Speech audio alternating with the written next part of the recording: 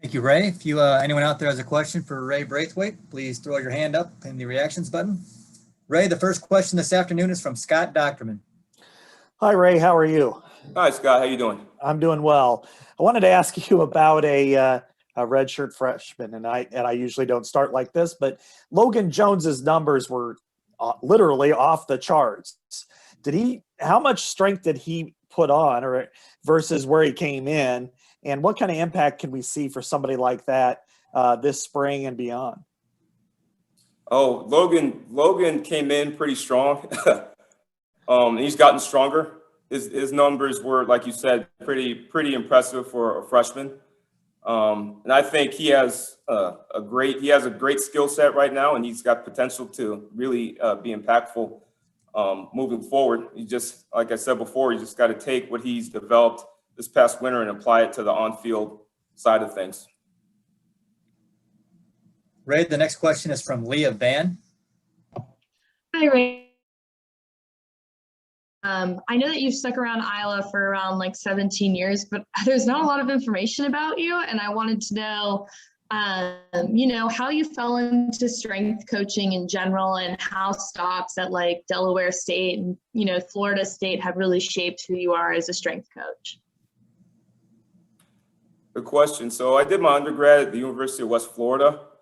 I graduated in 1999. I took a strength conditioning class that I didn't even know being a strength coach was even a thing that you could make a career out of. And that class as an undergrad kind of pointed me in the direction. I originally thought I was going to go into sports medicine, maybe become a athletic trainer. And then I took the class and it kind of opened my eyes to that possibility. And then I went to grad school at Florida State, and I interned at Florida State in the weight room. And the strength coach there at the time referred me, brought this opportunity at Iowa to my attention. And I flew up here, interviewed for the position, and I got it, and was here from 2002 through the 2004 season. And then after the 2004 season, I had the opportunity to be the head strength conditioning coach at Delaware State. And that was an awesome opportunity because it gave me a chance to mold the program the way I wanted to mold it and to start from scratch. And had 3 great years there at Delaware State, learned a lot. And when an opportunity presented itself to come back to Iowa, I jumped at it because my first go around was an awesome learning experience, and I love the people here and the people in the program, and came back in February of 2008, and been here ever since. Ray, the next question is from Chad Leistico. Hi, Ray. Great to talk to you. You singled out a couple of guys there at the beginning in your opening statement on identifying leaders. This is kind of your first full year doing this. How do you go about finding leaders? I know that's a huge process for Iowa football. And is the Hawkeye Championship still a thing? The leaders, to answer the first question, leaders tend to be kind of rise to the top on their own, and the team tends to choose who the leaders are. We help mold the leaders, and the leaders that the team has chosen this year are an excellent group of young men. The Hawkeye Championship is still a thing. It's a player-driven competition, and those leaders make it what it is. And the benefits from doing the Hawkeye Championship only come because through the development of leadership. And when I talk about leaders, I'm just not talking about the guys I listed off, but we want horizontal leadership across the team. We want freshmen up through seniors to hold each other accountable, and that's the only way we're going to really improve and take the next step. The next question, Ray, is from Tom Kakert. Hey, Ray. Wanted to ask you, when you take over the more of the leadership role with the strength and conditioning, you probably had your own ideas, some thoughts. What sort of things did maybe you change in the operation, either in the winter conditioning or overall, that were different from what Chris Doyle did? Good question. The changes I made were more logistical. I think the COVID made us see things differently in the way we were forced to do things differently. And so the way we group guys in the weight room, the way we do some things pre and post workout are different. Like our main principles and the things that really work to develop our guys aren't changing and haven't changed. Those are things that have been proven over time to work. So I didn't see a need to reinvent the wheel. But it's just more minor things that were changed. Ray, the next question is from Scott Docterman. Yeah, Ray, along those lines, I mean, Iowa's program has had a demonstrated success rate, especially in developing players to go on to the next level, maybe higher than most programs. What have you done, or as far as the Iowa way in the weight room, did you decide to keep it kind of the similar path because of the success rate and development, mentally as well as physically? The things that have led to success for current and former players, I mean, those things are universal across sports, like accountability, self-discipline, showing up on time, being ready to work. I don't think those things are necessarily unique to Iowa football, but we definitely harp on them and hone on those things and value those things and those principles. And those things cannot change, like I said before. And the guys believe in those things, and they want to be held accountable. They want to be pushed in the weight room.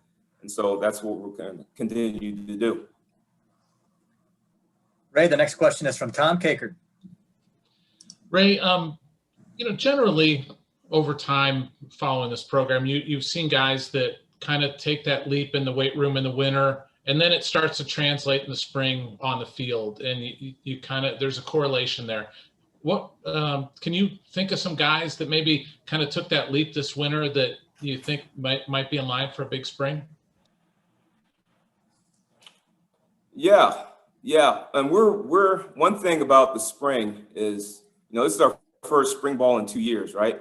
So I kind of lose perspective. I remember walking out to practice, our first practice. I'm walking next to Tyler Goodson. I'm like, T-Good, okay, you ready to go? Back in spring ball. And he looks at me and is like, Coach, this is my first spring ball. I have no idea. I haven't been down this road before. So just guys like that, everyone thinks of him as, going to eventually be a 3-year starter. But even someone that is highly regarded as Tyler Goodson has a ton of room for improvement, just having this window of time to improve on the field. So I think it's across the board. Like this window of time that we didn't have last year, having it this year, I think the amount of growth, potential growth for this team is exponential because we're so young. You go around and ask how many guys have done spring football. If you got the entire team, probably 60% of the hands would go up. This is their first spring football. And that's that can't be discounted.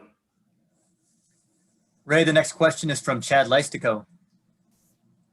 Hey again, wanted to go back one more time to the Hush Blackwell investigation. And one of the top line, I think, takeaways in the report was that the program over monitored players to the point they experienced heightened anxiety, et cetera, maintained a culture to allow a small group of coaches to demean players.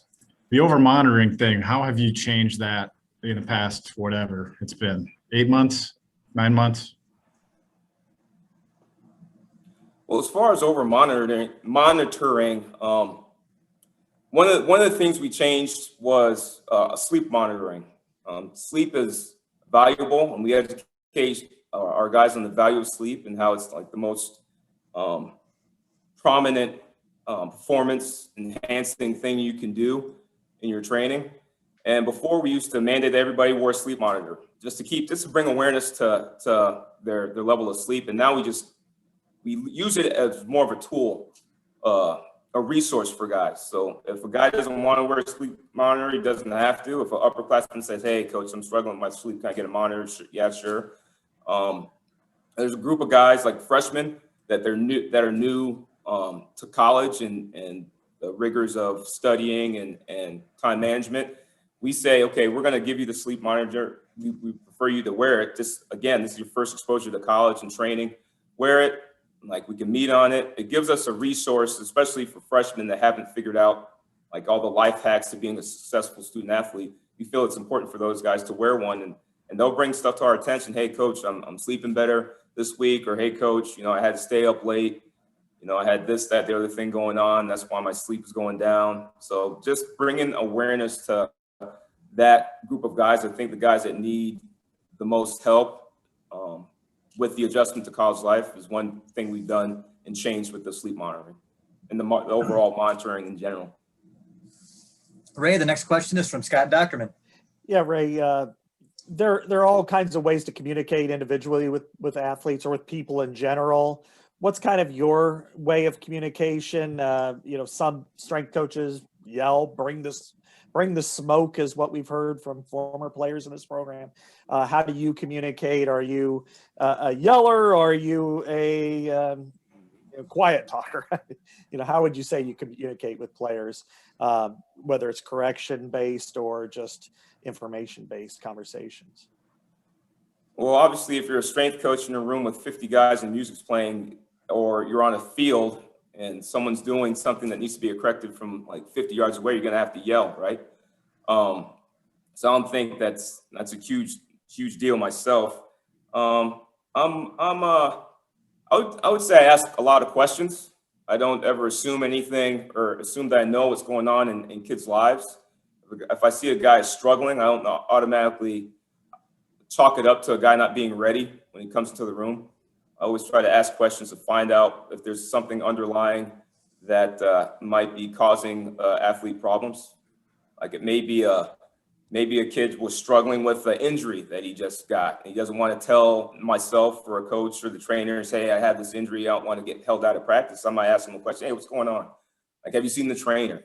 Or like the example I gave before with schoolwork, some guys are struggling with their academics. And if a guy's having an issue with an assignment or in a class, that can bleed into, they're going to definitely bring it with them onto into the weight room floor or on the practice field. And those are just asking questions, I think, lets kids know that you care about them more than what they can do on the football field. And it makes you a better communicator when kids know how much you care. Ray, the next question is from Leah Van. I was wondering if there were any learning curves you encountered taking on the leadership role that you have, and if you feel more comfortable in this position, being your second year in the role. I think it definitely helps with having the experience that I had at Delaware State to fall back on. So it wasn't my first time running a program. There's a definite learning curve right out the gate in the summertime, just people wanting access to you or having questions for you. Like when you're the head guy, or when you're not the head guy, you're not typically the first person that they call when there's an issue or a question about something. But when you are, your phone has to be next to you pretty much all the time. I got used to fielding questions at all hours from guys and fielding questions or guys just wanting to talk about things at off times. So that was probably the biggest adjustment is accessibility, making myself accessible. Not that I didn't make myself accessible before, but guys knew that I was the main cog of communication. And so that was a big adjustment, but that was an easy one to handle. Ray, we'll take two more questions. The first one is from Tom Kakert. Ray, I was wondering, Ivory Kelly Martin had knee surgery at the end of the year in December. Where is he at in your rehab process? Is he, on track to be ready to go for the fall? Yeah, Tom, I'm not gonna go into any type of any injury reports or questions or talk about rehab progressions. I'll leave that to the head man. Ray, the final question this afternoon is from Scott Dockerman. Yeah, Ray, I know that in the past, every time a new athlete comes in, you'd put them through the department put them through a battery of about 10 tests to check on, symmetry and left, right, that sort of thing. Do you still do those types of things now when athletes come in? Yes, absolutely. It's imperative to do those things, to evaluate athletes when they come into the program. It just makes sense. We always take our guys through a functional movement screen just to see how their body works. Everyone that comes to us has a different training maturity, different physical maturity, different set of parents, genetic differences. And so it's on us to identify any type of asymmetries in their body, any type of movement deficiencies that they have. That way we can address them before they become problems down the line. So that's a part of what we do. That's not going to go away.